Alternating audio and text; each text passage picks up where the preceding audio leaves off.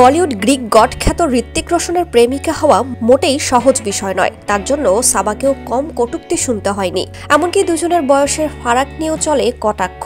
বাবার বয়সী মন্তব্যে ভরে যায় কমেন্ট বক্স। এমন মন্তব্য করায় এক ব্যক্তিকে মুখের ওপর কড়া জবাব দিয়েছেন সাবা আজাদ। সম্প্রতি সুমিত নামের এক ব্যক্তির করা মন্তব্যের স্ক্রিনশট শেয়ার করেন অভিনেত্রী। তিনি লেখেন, ওকে সুমিত আঙ্কেলজি, হতে পারে আপনার জগতে যখন লোকেরা প্রেমে পড়ে তখন তারা অক্ষম হয়ে যায়, বাড়িওয়ালারা ভাড়া চাওয়া বন্ধ করে দেয় এবং নিজের টেবিলে খাবার জাদু বলেই এসে যায়। 2022 সালে একে অপরের সঙ্গে ডেটিং করা শুরু করেন সাবা ও ঋত্বিক। 2022 সালে করণ জোহরের 50 বছরের জন্মদিনের উদযাপনে একে অপরের হাত ধরে পার্টিতে হাজির হয়েছিলেন। জুটি হিসেবে সেই প্রথম জনসমক্ষে হাজির হন তারা।